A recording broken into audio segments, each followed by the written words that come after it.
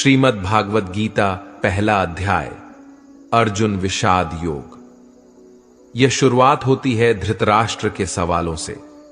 वह संजय से जानना चाहते हैं कि धर्म भूमि कुरुक्षेत्र में युद्ध करने के लिए एकत्र हुए मेरे और पांडु के पुत्र क्या कर रहे हैं, उनकी सेना क्या कर रही है। धृतराष्ट्र जानना चाहते हैं कि युद्ध स्थल पर आखिर हो क्या रहा है। धृतराष्ट्र अंधे थे, वह देख नहीं सकते थे, लेकिन वह आंख से अंधे थे, मन और मस्तिष्क से नहीं। वह जानते थे कि वह धर्म के साथ नहीं खड़े हैं, क्योंकि धर्म तो वहां था जहां श्री कृष्ण खड़े थे।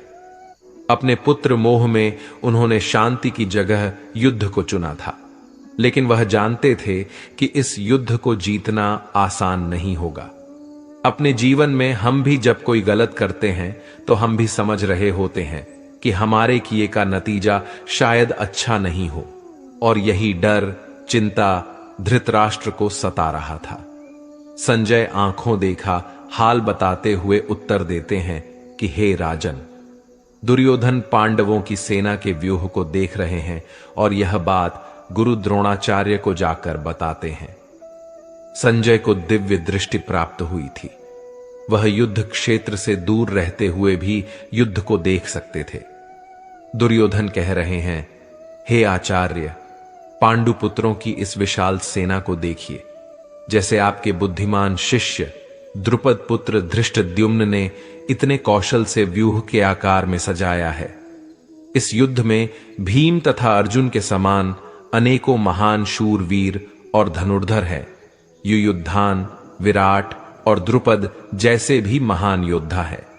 दृष्टकेतु, चेकितान तथा काशीराज जैसे महान, शक्तिशाली और पुरोजित कुंती भोज तथा शैव्य जैसे मनुष्यों में श्रेष्ठ योद्धा भी है। युद्धाम्मु जैसे महान पराक्रमी तथा उत्तम ओझा जैसे अत्यंत शक्तिशाली, सुभद्रा का पुत्र अभिमन्यु और द्रौपदी के पुत्रों सहित ये सभी महान योद्धा है। दुर्योधन कह रहे हैं, हे ब्राह्मण श्रेष्ठ, हमारी तरफ के भी उन विशेष शक्तिशाली योद्धाओं को जान लीजिए। मेरी सेना में स्वयं आप द्रोणाचार्य, पितामह भीष्म, कर्ण, कृपाचार्य, अश्वत्थामा, विकर्ण और सोमदत्त का पुत्र भूरिश्रवा जैसे योद्धा है, जो सदैव युद्ध में विजयी रहे हैं। ऐसे अन्य अनेक शूरवीर भी हैं जो मेरे लिए अपने जीवन का बलिदान देने के लिए अनेक प्रकार के अस्त्र शस्त्रों से सुसज्जित है, और यह सभी योद्धा विधा में निपुण है। इस प्रकार भीष्म पितामह द्वारा अच्छी प्रकार से संरक्षित हमारी सेना की शक्ति असीमित है, किंतु भीम द्वारा अच्छी प्रकार से संरक्षित होकर भी पांडवों की सेना की शक्ति सीमित है। अतः सभी मोर्चों पर अपनी अपनी जगह स्थित रहकर आप सभी निश्चित रूप से भीष्म पितामह की सभी ओर से सहायता करें। संजय धृतराष्ट्र को बताते हुए कहते हैं कि हे राजन, तब कुरुवंश के वयोवृद्ध परम प्रतापी पितामह भीष्म ने दुर्योधन के हृदय में हर्ष उत्पन्न करते हुए सिंह गर्जना के समान उच्च स्वर से शंख बजाया। तत्पश्चात अनेक शंख, नगाड़े, ढोल, मृदंग और सिंग आदि बाजे अचानक एक साथ बजे थे। उनका वह शब्द बड़ा भयंकर था। तत्पश्चात दूसरी ओर से सफेद घोड़ों से युक्त उत्तम रथ पर आसीन योगेश्वर श्री कृष्ण और अर्जुन में भी अलौकिक शंख बजाए। हृदय के सर्वस्व झाता श्री कृष्ण ने पांचजन्य नामक, अर्जुन ने देवदत्त नामक और भयानक कर्म वाले भीमसेन ने पौंड नामक महाशंख बजाया। हे राजन, कुंती पुत्र राजा युधिष्ठिर में अनंत विजय नामक और नकुल तथा सहदेव में स्वघोष और मणि पुष्पक नामक शंख बजाए। श्रेष्ठ धनुष वाले काशीराज और महारथी शिखंडी एवं धृष्टद्युम्न तथा राजा विराट और कभी न हारने वाला सात्यकी, राजा द्रुपद एवं द्रौपदी के पांचों पुत्र और बड़ी भुजाओं वाले सुभद्रा पुत्र अभिमन्यु आदि सभी ने अलग अलग शंख बजाए। संजय कहते हैं, उस भयंकर ध्वनि ने आकाश और पृथ्वी को गुंजायमान करते हुए आपके पुत्रों के हृदय में शोक उत्पन्न कर दिया।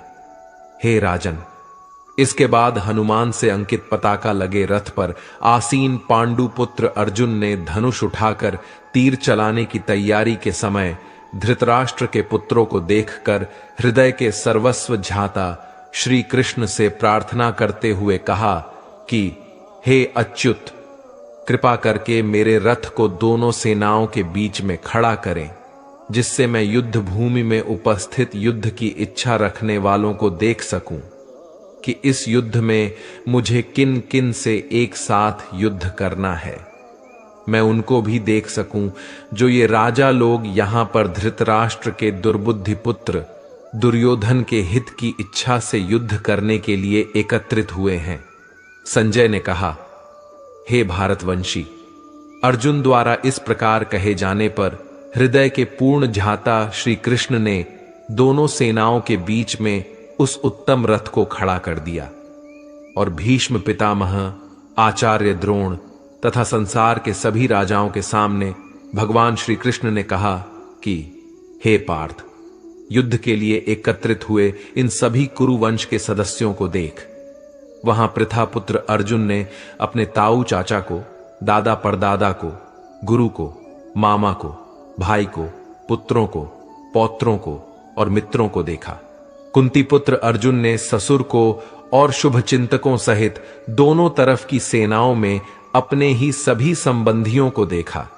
तब करुणा से अभिभूत होकर शोक करते हुए अर्जुन ने कहा, हे कृष्ण, युद्ध की इच्छा वाले इन सभी मित्रों तथा संबंधियों को उपस्थित देखकर मेरे शरीर के सभी अंग कांप रहे हैं और मुख सूखा जा रहा है।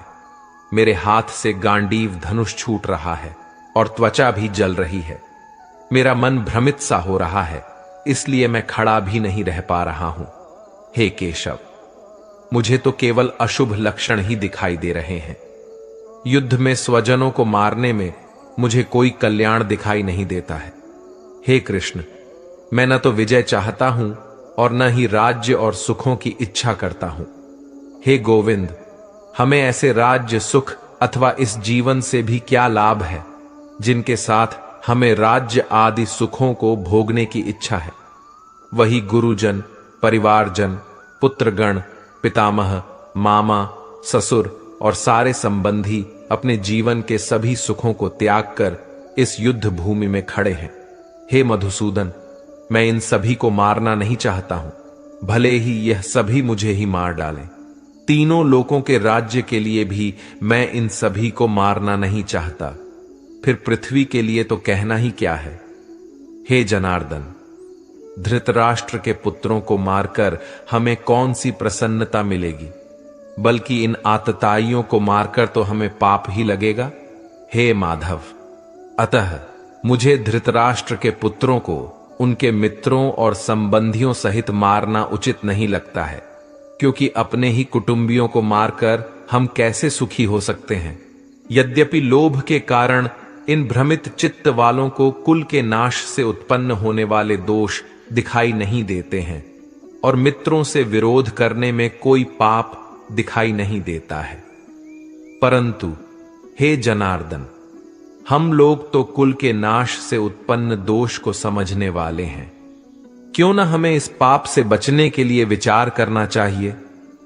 अर्जुन कहते हैं, कुल के नाश से सनातन कुल धर्म नष्ट हो जाते हैं तथा धर्म का नाश हो जाने पर संपूर्ण कुल में अधर्म फैल जाता है। हे कृष्ण, अधर्म अधिक बढ़ जाने से कुल की स्त्रियां दूषित हो जाती हैं। स्त्रियों के दूषित हो जाने पर अवांछित संतानें उत्पन्न होती हैं। अवांछित संतानों की वृद्धि से निश्चय ही कुल में नारकीय जीवन उत्पन्न होता है। ऐसे पतित कुलों के पितृ गिर जाते हैं, क्योंकि पिंड और जल के दान की क्रियाएं समाप्त हो जाती हैं। इन अवांछित संतानों के दुष्कर्मों से सनातन कुल धर्म और जाति धर्म नष्ट हो जाते हैं।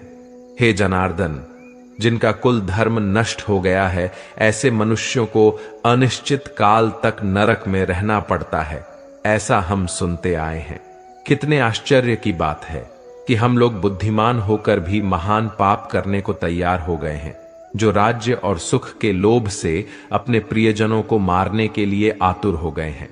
यदि मुझे शास्त्र रहित विरोध न करने वाले को मृत राष्ट्र के पुत्र हाथ में शस्त्र लेकर युद्ध में मार डाले तो भी इस प्रकार मरना मेरे लिए अधिक श्रेयकर होगा।